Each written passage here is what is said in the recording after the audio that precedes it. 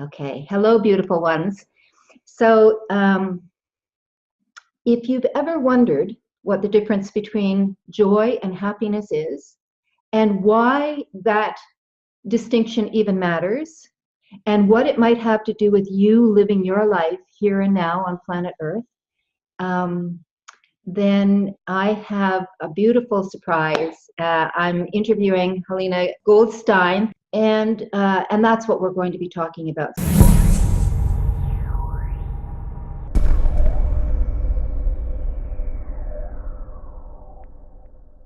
So if you haven't tuned into this YouTube channel yet, I'm Deb Swanfelt from Finding Joy.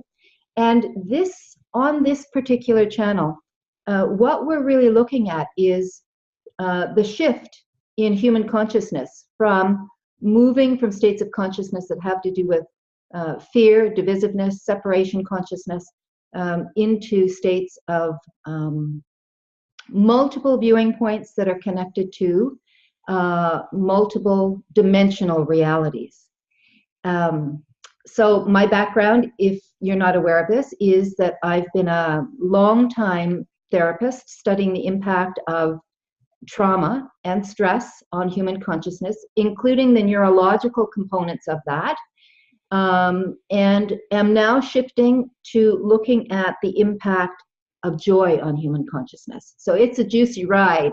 And I'm really delighted to welcome Halina into this conversation, because she and I share a mission about joy.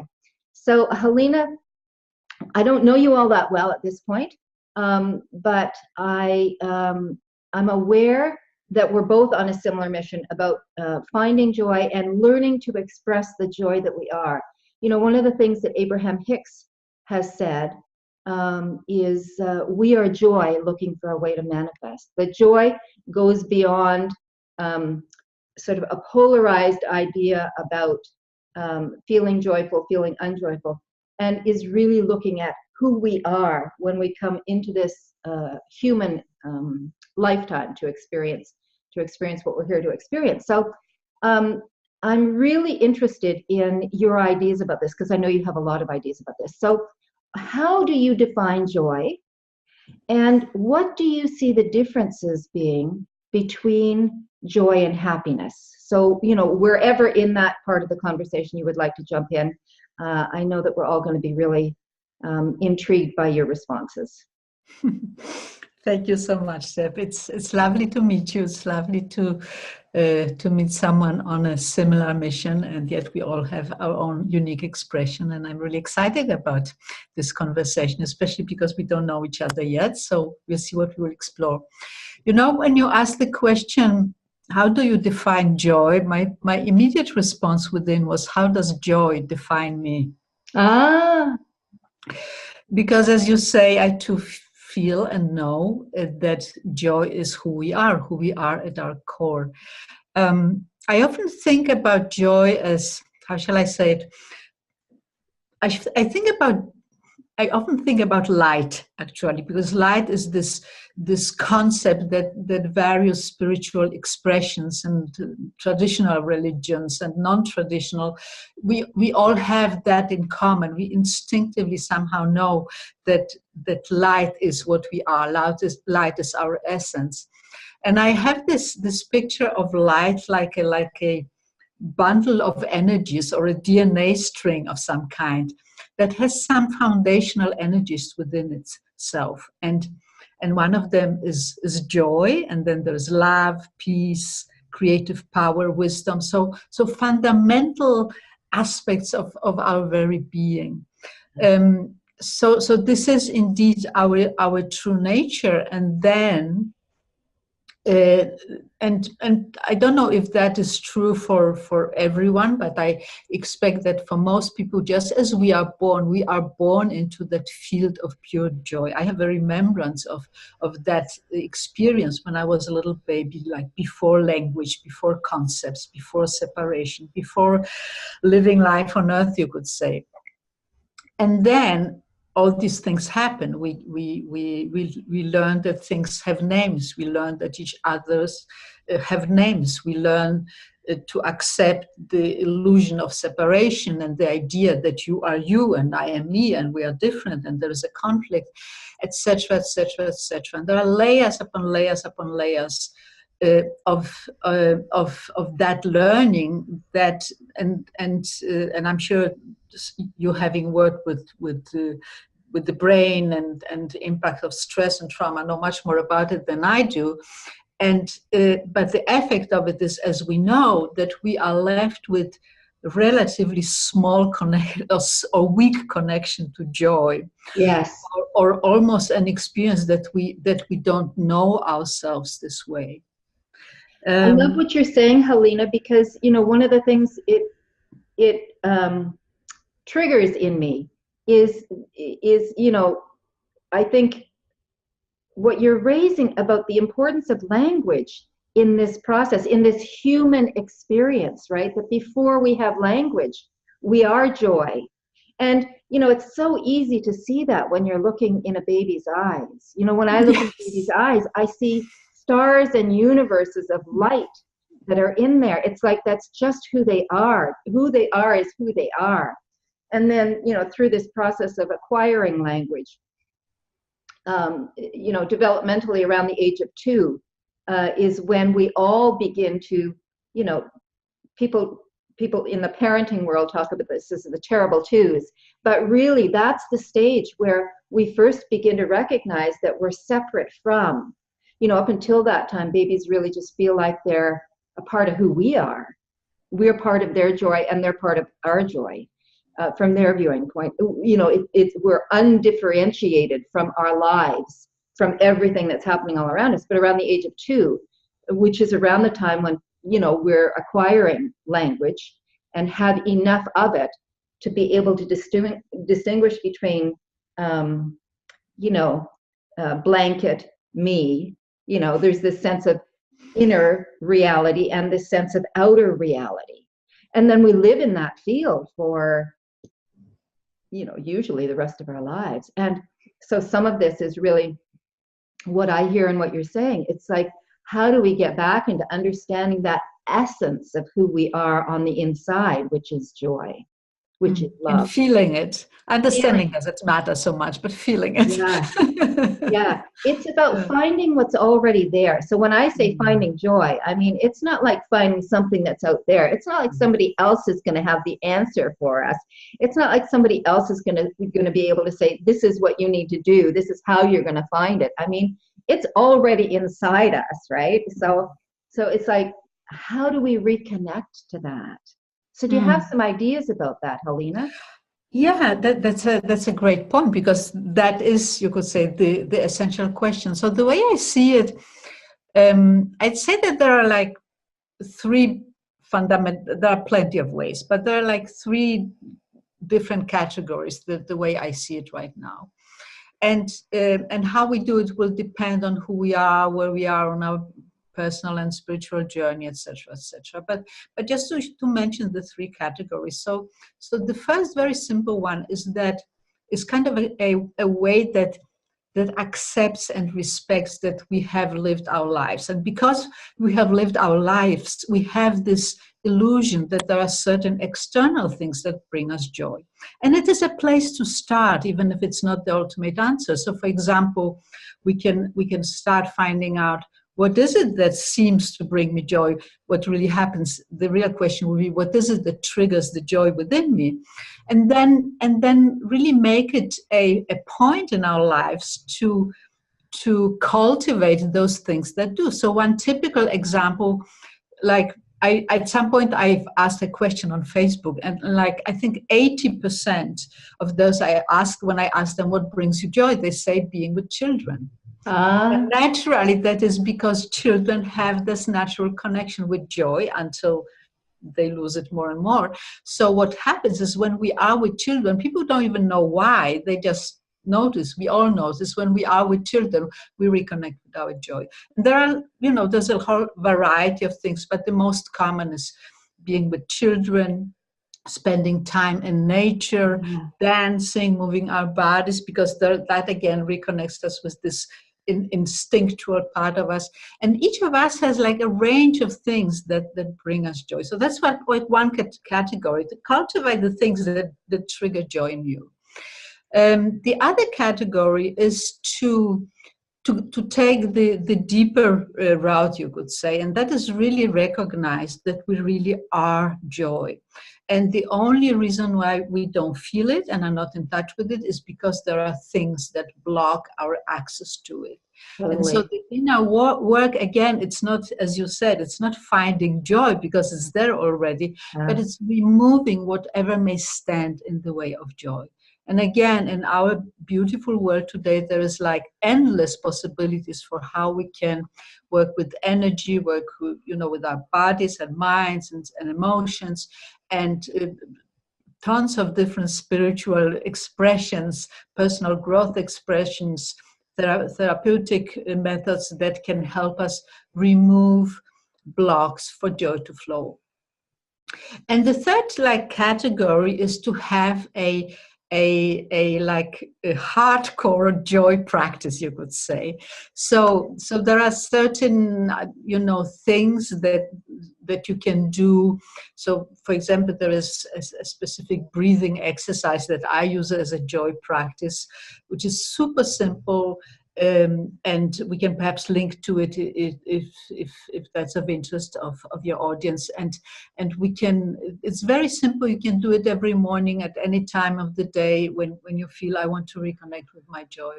And there are other practices. Gratitude is a beautiful joy practice if you can open to gratitude and then kind of remove the reason for it.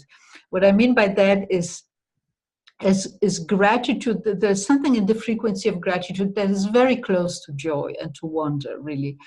But we are used to give it a reason. So we may say, I'm grateful because it's a sunny day, or I'm grateful because I'm alive.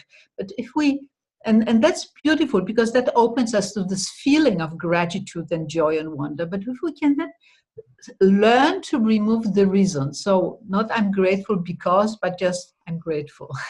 and again, there is a practice how you can develop that. But if we can do that as a practice, then have an unconditional gratitude practice. That is a very direct path to joy as well. So again, like do things that bring you joy, apparently. Do the inner work that removes blocks from joy, and then have a joy practice. These three together is quite powerful. That's beautiful, Halina. And I will put links in the description below so that people can learn your breathing practice as an example. I tried that. I work part-time in a fabric store because this is a secret part of me. I'm really kind of a textile junkie. I love creating with textiles. So I work part-time in a fabric store, and I was having, for some reason, a bit of a crummy afternoon, and I went into a space where I could be by myself, and I just practiced your breathing exercise, and it's amazing how energizing it is.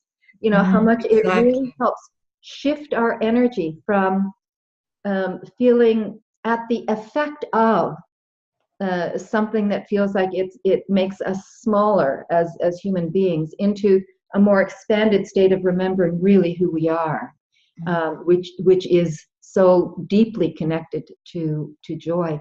So I will put those links in there. You have an ebook as well, and if you're open to it, I'd be happy to share that with people on Finding Joy as well, so that they can access some of your wisdom through that as well. So we've been talking about joy, which is really, I know, your passion and mine.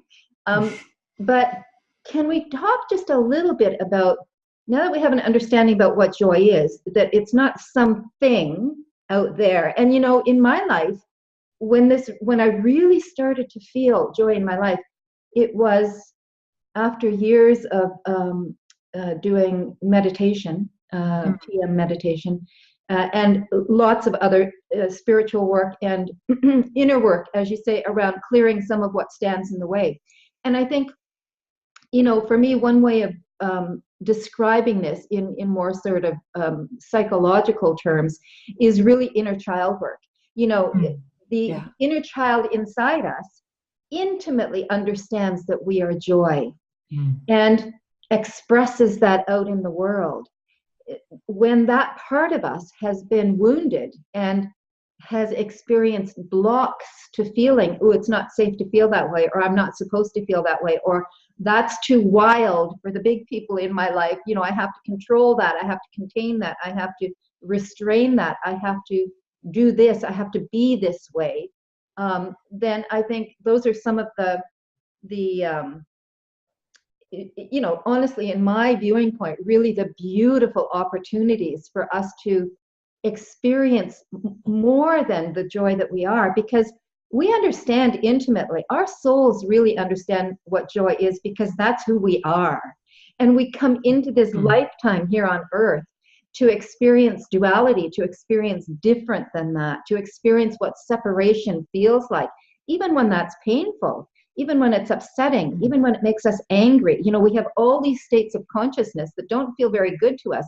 But I feel like my soul is up there going, yes, what a juicy journey this is, because this is what we're here to experience. And so when our little child gets wounded, and we all have these sort of core woundings that we sort of play with healing over the rest of our lives through some of those practices that you were talking about when we do our inner work, then when we can clear those out of the way, that's what really allows us to reconnect to the joy that we are again.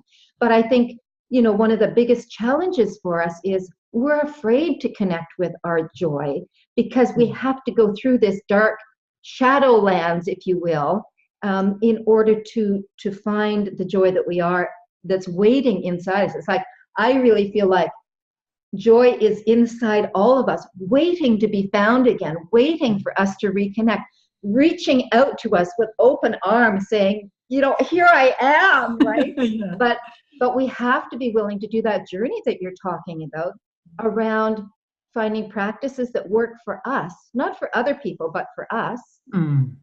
And being willing to look through, to witness the dark places in us, because it's in the witnessing that they come into completion, and that's what allows us to move through them then, and to find on the other side the joy that's who we are, that's just waiting there for us to reconnect. So all of that is kind of about joy, but how's that different from happiness? Because I know a lot of people wonder about that, and I know that because there are a lot of people searching on YouTube for what's the difference between joy and happiness. So how would you respond to that, Halina?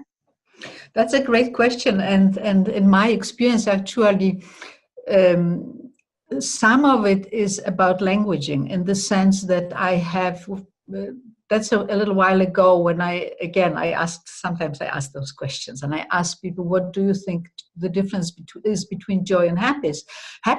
And I found, to my surprise, that some people use the word happiness for what I call joy, and the other way around. So it's really about defining two states and then deciding which words you're going to use, because people do it a little bit differently depending on where they come from, which culture they come from, etc. But for me, and you and I are in alignment in that sense. Happiness is this more external thing, or maybe we could say that happiness is what we feel when something triggers joy. So happiness is more this glimpse, this short, this something that is like limited in time and space, and that is not as near as powerful as joy, because of, among other things, which well, our time is limited, but there's also very powerful energy. But happiness is a much more personal energy, and it's and the way I see it, it is something that is dependent on external circumstances. So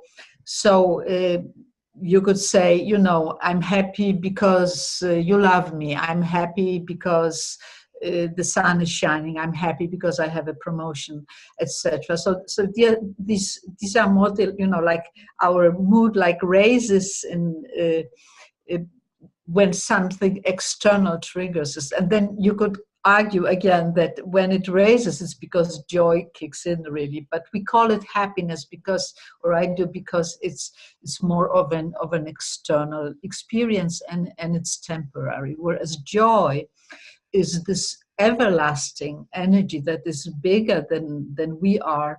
And the other difference is, because you spoke so beautifully about polarity, is that happiness to me is a polar experience. Yeah. So you're either happy or you're sad, or you're either happy or you're in pain. Joy is beyond polarity, and that means that this is one of the amazing gifts of joy. That means that you can get in touch with joy, you can feel joy, you can access joy and benefit from joy, even as you are sad, even as you are unhappy, even as you are in pain, even as there are problems. And then joy becomes your helper in the healing process. But you don't have to, while the shadow work is necessary, and you will get more and more, and when I say you, I mean all of us, obviously, including myself. When we do the shadow work, then we open to more and more joy, but we don't have to wait for all the inner work to be done, for joy to flow in. Joy is there already, as you said, waiting for us and trickling in wherever it can.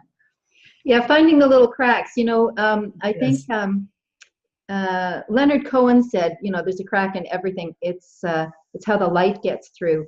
And one way of sort of paraphrasing that is, there's a crack in everything, and that's how the joy gets through too, right? Yeah, same thing. Yeah, it is. In essence, it is exactly the same thing. So even in the midst of pain and suffering, and I would argue as well, sometimes because of pain and suffering, that's how we find joy.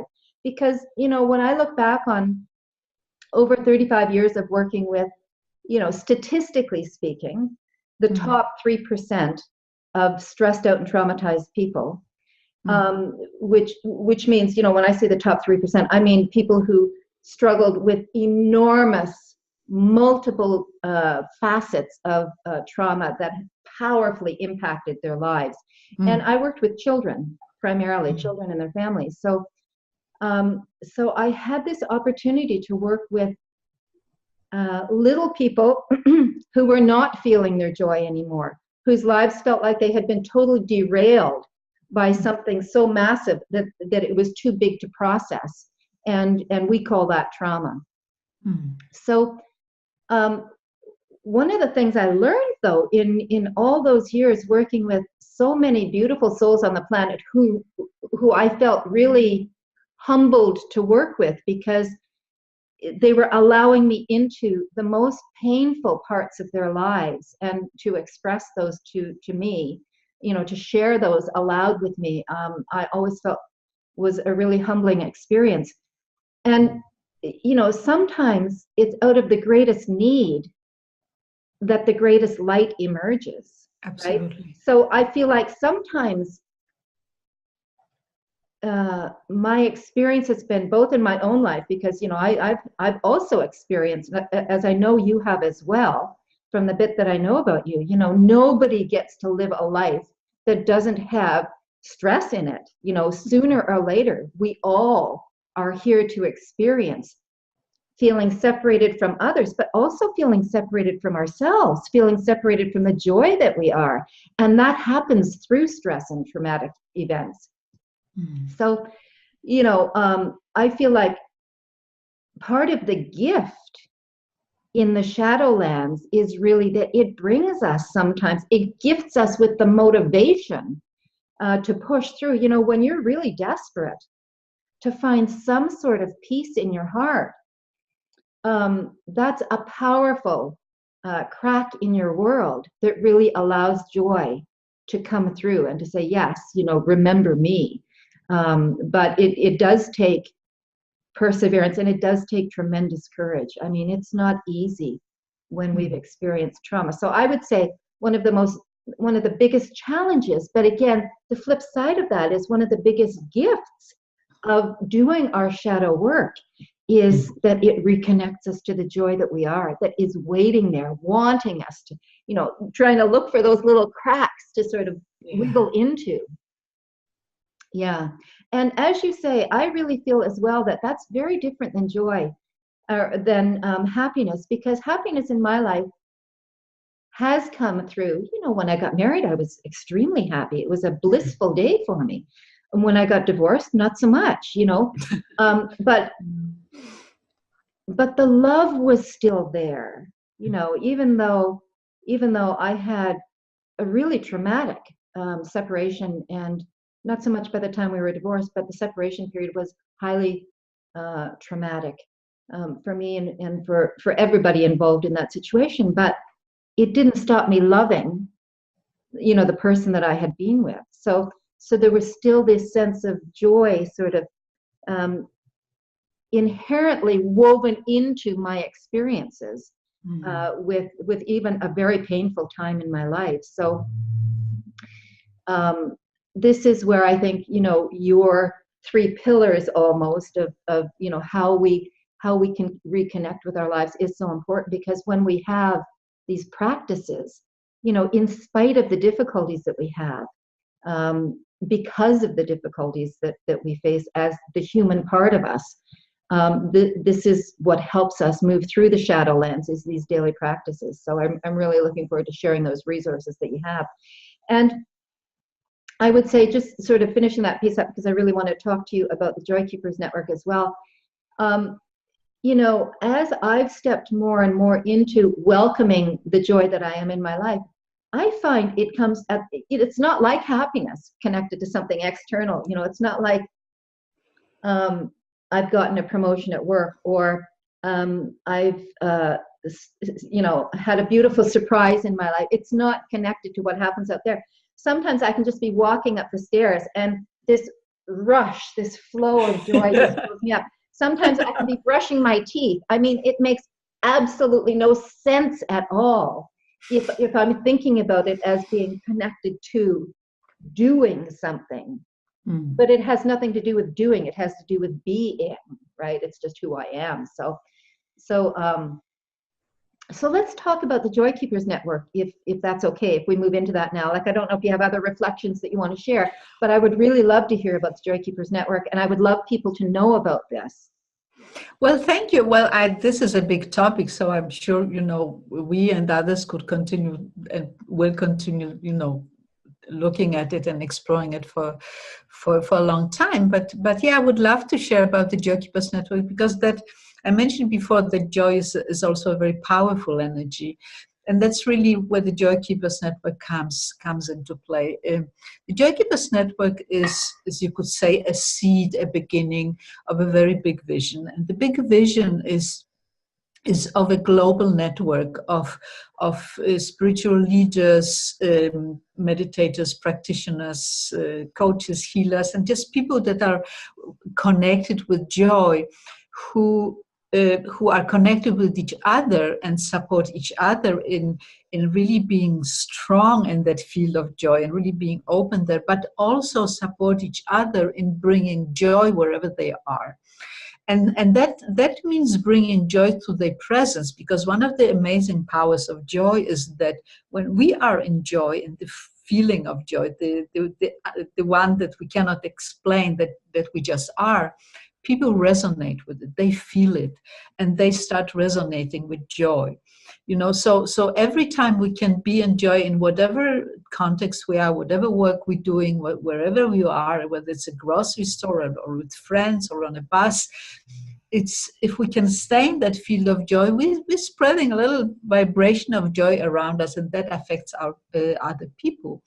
So there's a strength in that, but there could also be, and will be, as the vision, a way to bring joy more directly into our different communities by offering different resources, by helping in these communities to have that experience of joy. And part of it is, of course, because it is our nature and our birthright, but also because people that are in joy are people that are closer to an experience of oneness. Yes. They are closer to collaboration. They are closer to being understanding and kind to other people. So there's enormous power of joy, and the Joy Keepers Network is created to bring that and strengthen that impulse in our world, along with all kinds of other impulses and networks and people that currently contribute to the transformation that we're in.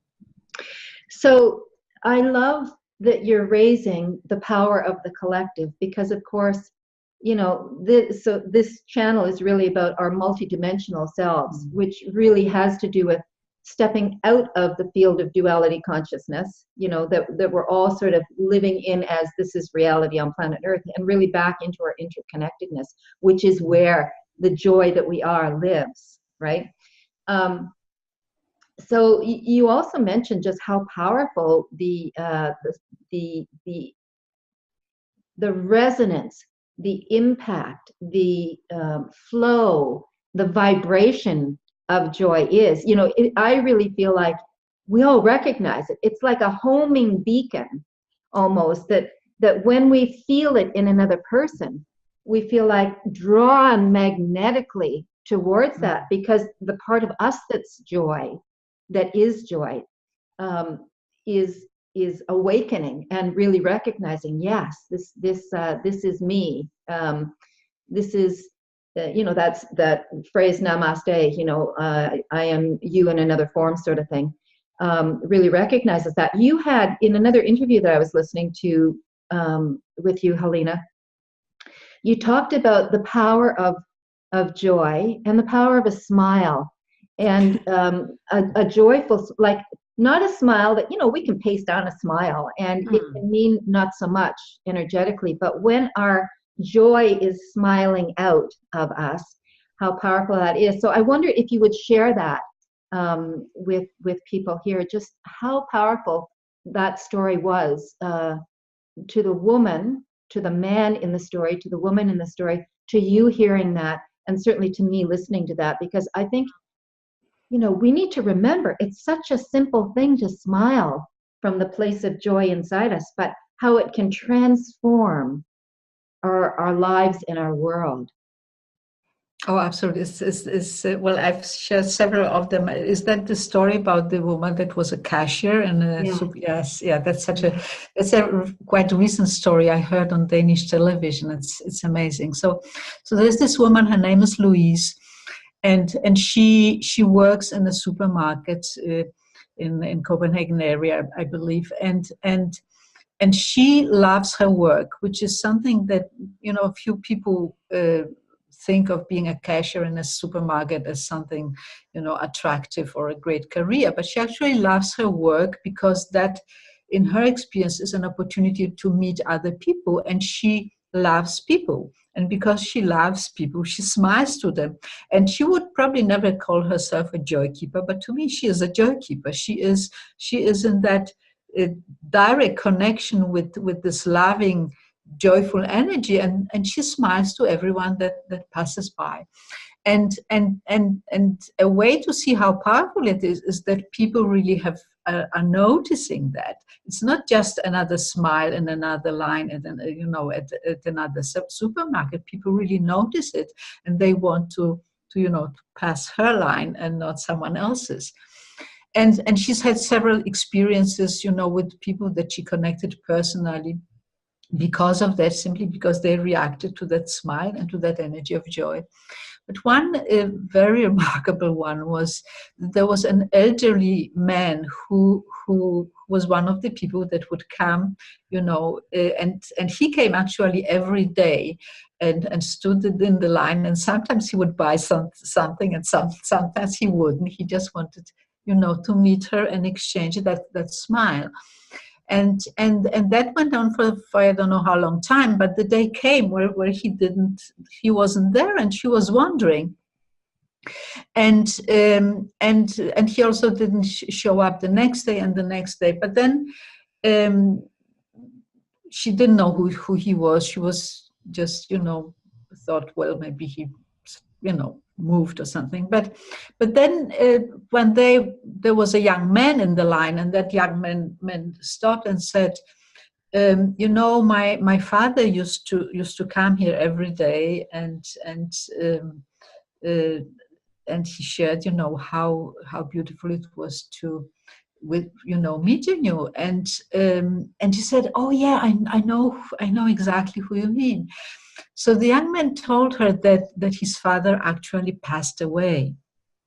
That's why he wasn't there.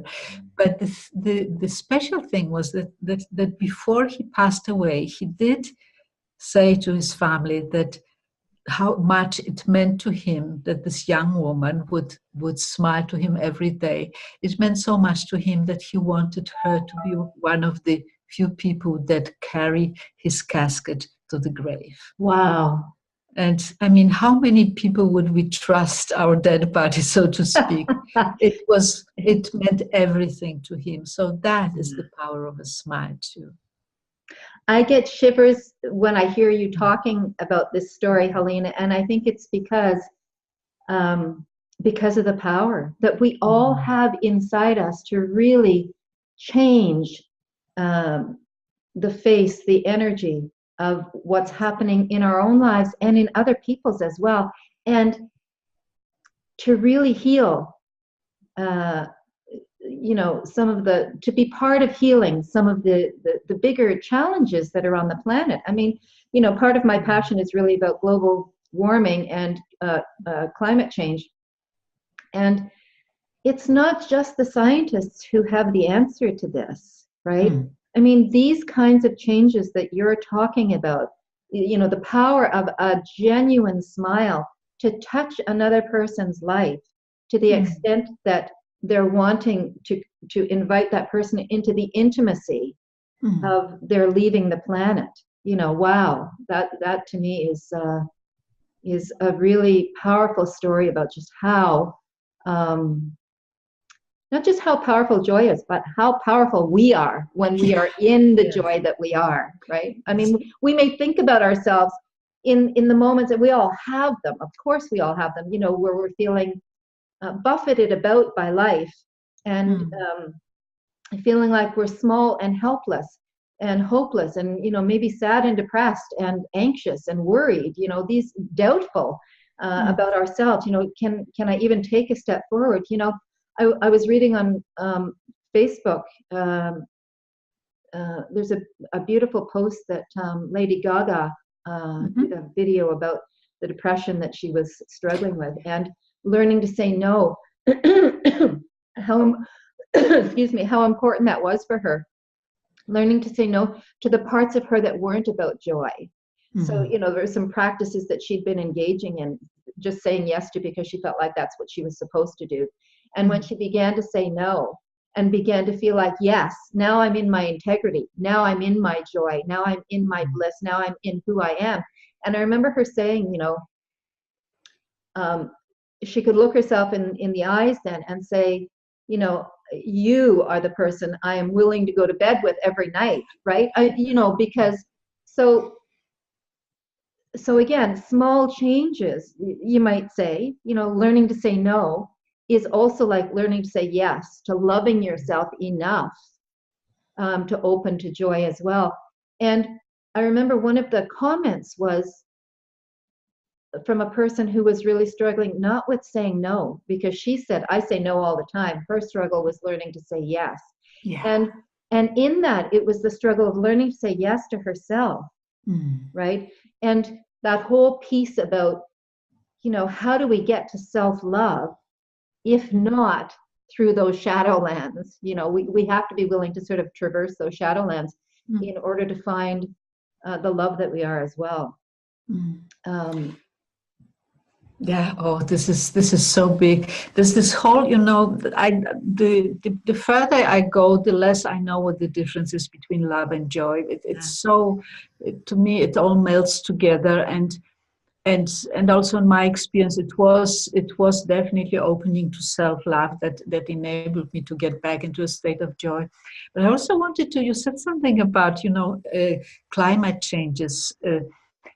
People that are in joy care. They care about each other, they care about the planet. So it is actually a very direct solution, not the only one, obviously, but a very direct solution, because when we care, then we are willing to change what we do and how we do things, so that they are environmentally friendly and friendly towards each other, because we know we are one. So very direct connection there. I love that you say that, Halina. I really appreciate your pulling that out of what I said, because that's how I feel as well. I feel like Albert Einstein said, and I know I've said this before, you can't find solutions to a problem within the same field in which the problem first emerged. And I feel like in terms of climate change, in terms of pain in our lives, in terms of suffering, in terms of so much, that's what the human part of us just keeps on wanting to do. This sort of, if at first you don't succeed, try again. We keep on trying the same things. But when the solutions that we're finding are based on separation consciousness, based on our experiencing life as being separated from, not just separated from each other, separated from the planet, separated from the joy that we are, the solutions are, they're like just so tiny, the possibilities, when we really step into connecting again with the joy that we are. Compassion opens up for us. Self-loving opens up for us. When those things open up for us, loving others opens up as well. And then the whole field, I just feel like the whole field goes bam. Yeah. And then there are all these other solutions. When we look at climate change from the viewing point of the joy that we are and the interconnectedness that we are, there's a respect for life itself that goes along with that. And from that viewing point, I just feel like there's way more possibilities around solutions. And those solutions for climate change have to do with very simple things as well as complex things. I mean, it's a big complex challenge. So it's not just like we're going to find tiny little solutions, but I mean, the power of a smile, the power of sharing our joy with somebody else and helping them connect to their own sense of joy as well. This is where I think your Joy Keepers Network is so important, Halina, because, the field effect, right? There was a Dutch a clockmaker in the 15 or 1600s, I forget when it happened, but anyways, it was when clocks went tick-tock, who was the first person to recognize that we know about anyways, this field resonance effect. He would turn all his clocks on, and you can see this. I mean, there are videos. I'll put one underneath here actually, where somebody turns metronomes on, and they're all tick-tocking at different points in time, and within a very short period of time. And when I say that, I mean within probably 2 minutes, they're all tick-tocking together. This is the resonance that's between all life that's living, and it's between us. It's between you and I. It's between you and I and all the people who are watching this now and whenever now is for them. It's between, whether we agree with a politician or not. Underneath that, there is still a resonance between us, and that resonance is the joy that we are, that connects us all. Yeah. Absolutely. Yeah. Great perspectives. Yes. So I will post the Joy Keepers Network link down below. And can you just, again, speak to who's welcome there, Halina? Because I think, sometimes we get ideas about, oh, I don't know enough about this, or I'm not far enough advanced, or I don't really know, the joy that I am yet. So maybe that's not for me yet. Maybe I have to wait another 5 years or 10 years until I'm, feeling joy all the time. So I would really love for you to address, who is this Joy Keepers Network for? Oh, I love this question. Well, it really is for everyone who feels drawn to it, because there is a spiritual aspect to it. So I think that people that for whom meditation is a weird thing and they would never do it, they wouldn't be interested. But But it is really for anyone who wants to open to joy and who wants to be part of this movement, because one of the most important aspects of the work within the Joy Keepers Network is to provide resources and to provide practices and to provide meditations and whatever is needed so that we all can open more to joy, because this is a never-ending journey, like with with awakening. For as long as we are here on earth, it keeps opening to layers and more layers and more layers. And it's the same thing with joy in my experience. It's not that it's either open or closed. We open to joy, and then more and more and more, and we find finer and finer levels of it, and we can do it together regardless of where we are on the journey. So really, everyone who feels drawn to the idea is so welcome. Thank you so much for bringing this up.